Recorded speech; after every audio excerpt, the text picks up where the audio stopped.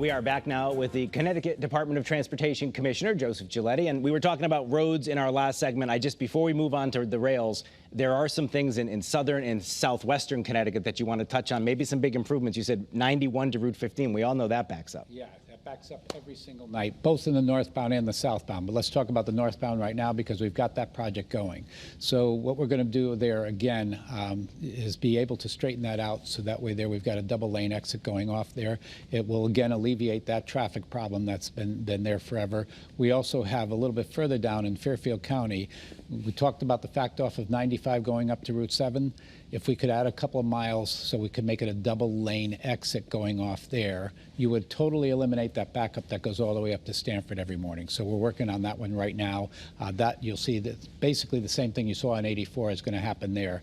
91 going south is much more complex because you got both 691 and the Merritt Parkway there. That one's going to take us a little bit longer, so that's not going to be done in the next year. It's probably 2 or 3 years out before we're working on all the plans right now to make sure that what we want to do there will actually function there. First time I had you on the show, I made a joke that I was the first person to ever interview Joe Giletti and not ask you a train question. You're a former president of Metro North, yes. And so trains is really your #1 area of expertise. A lot's been happening with rail, and I think the big thing we've heard about lately is the Hartford Line. Yes. It's switched to buses for the summer. That's going all the way until September 9th. Why? What's happening on there, and what does it mean for riders? And I'm glad you asked here because I always feel like you're doing a public service when you ask me these questions. First off, we are not shutting the line down. We are running the morning rush hour and evening rush hour as trains. It's the in-between, the off-peak that we're doing with buses. And we're doing that because they have to do the canopy work there. They have to turn around and straighten that part out and do some work on the tracks as well. And if we leave it that they have to work in between each one of the trains, it'll go at least another 3 to 6 months over the period of time if we can turn around and, at least with the off-peak, run buses during the off-peak. So yes, it's uncomfortable for those people that are doing it during the off-peak, but we are running express buses and local buses, and we will be able to complete that job in 6 months, by September. So from that end, everybody makes out because, 1, we'll save money on the job. 2, we will be able to turn around and make sure that the job gets completed with the least amount of disruption. And by keeping the express trains in the morning and the evening going, we've taken care of the biggest users of the system by getting them down and making sure that it's working for them. Another big change is down on Shoreline East, those M8 cars. People who ride that line know that, what was there, they were close to antiques. So what does this change mean for commuters? First off, there's 2 very, very valuable things that come in with that. 1, by putting the M8s over there, we're now running an electric service over there. So no more of a diesel operation. So again, aside from the safety factor of it, it again is being environmentally conscious that we're turning around and now running electric service. We still got a couple of issues to go and work out because what we'd like to be able to do with this, eventually those M8s will be able to go into Penn Station. So it'll allow that somebody that's getting on the shoreline will be able to take a train all the way from the shoreline, not have to change trains, and be able to go into either Grand Central or Penn Station.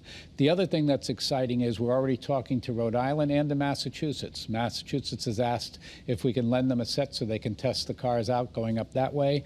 Rhode Island as well. We could extend the service that's going to New London right now to going into Rhode Island. So it's going to expand the boundaries, okay, at the same time that we are being very, very environmentally conscious by the way that we're doing the service going out there. So it's a great story. It took an awful lot of, a lot of our contractors and our employees that worked on this because, we originally ordered additional cars so that we could be able to do this. We had to wait for Amtrak.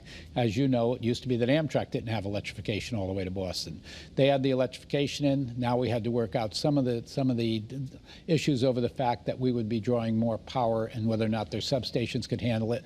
But it's been a success story all the way through, and I can't wait for the next phases of it. Well, certainly being able to go New Haven to Boston would be a big deal. But let's talk New Haven to Grand Central. The governor has said it. He wants to reduce the time. Writing in the CT Mirror this past week, Jim Cameron, who knows a lot about this stuff and is always thoughtful, said it's better, but it's still too slow. What can you do to make that service? He's saying ask the feds to drop some speed restrictions. What do you think? What can we do about that? Well, first off, I don't want to blame the feds, okay? As I've said to the legislature, and I've been, we've got tremendous support, both from the legislature statewide and from the federal side. They have thrown more money at us than I've ever seen in my 50 years. The truth of the matter is, what Jim was talking about was there was restrictions that were put on until positive train control went in. The positive train control is in. We still had to work out a lot of the areas where deferred maintenance was the game for a long time. So there was a lot of areas where we slowed down the trains that we had to fix those areas so the trains could go through at their higher speeds. We're still in the process of finishing that up, so we've run express trains now, and we've gotten the best speeds that they've seen in 10 years for those express trains going down. Now, they've been very successful. Their on-time performance is successful, so we've proven that it can be done. And it's because of the cooperation we've had with Metro North that we've been able to go and do that, because now everything has to be modeled in, because you got to be able to fit it into the Grand Central scenario.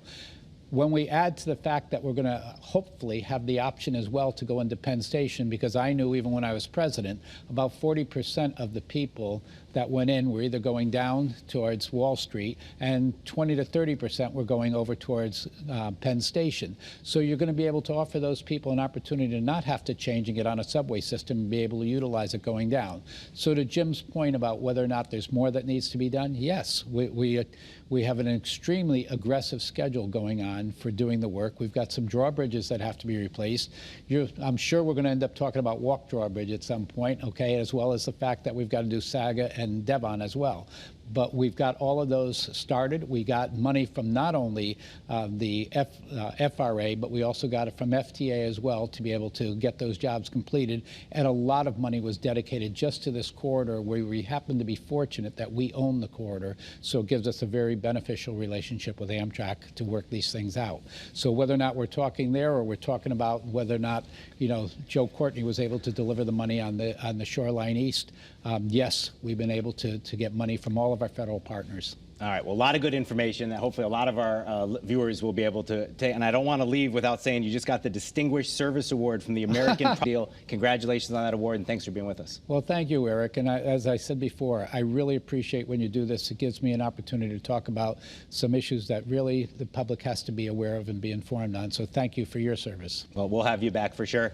We'll be back right after this quick break talking about the governor's foot guard right after this.